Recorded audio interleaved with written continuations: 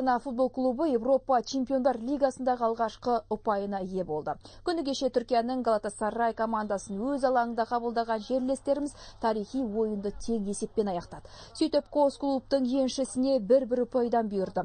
Біздің қақпаға қарай алғашқы соққыны қонақтар сапынан Уэсли Снейдерс бағыттаған еді, бірақ футболшымыз Ненет Эрич дер кезінде тосқауыл бола білді. Астана футболшылары да қарап қалған жоқ, бірақ соққысы нәтижелі аяқталған түрік футболшысы ойынның 31-ші минутында есеп ашты. Дәл осылай басталған екінші кезең өзгеше сипатта өрбіт. Қонақтар қақпасына көп қауіп төндірген елордалық клуб сұрмергені Жуниор Кабаныға жасыл алаңда жасындай жарқылдады.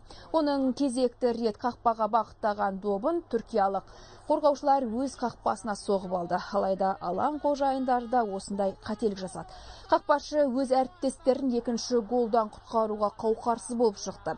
Есесіне жанкүйерлердің қызу қолдауымен олар есепті теңестіруге ұмтылды.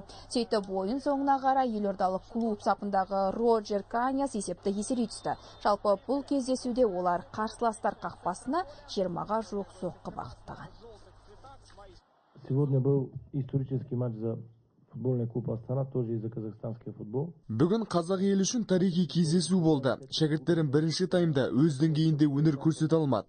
Ал екінші кезеңде 0-1 есебінен кейін ұқыпты ойнауға тырысты.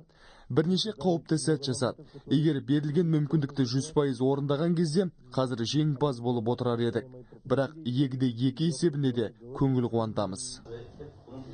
Енді Астана клуб ойыншылары келесі ойынын қазанның 21 күні Испания астанасында Атлетико Мадрид клубына қарсы өткізеді. Айта кетейік, түркиялық клуб шабуылшысы Лукас Подольский УЕФА ұйымы тарапынан кездесудің антиқаһарманы атанған. Бұған футболшының жергілікті жанкүйерлер туралы айтқан жағымсыз пікірі себеп болуы мүмкін.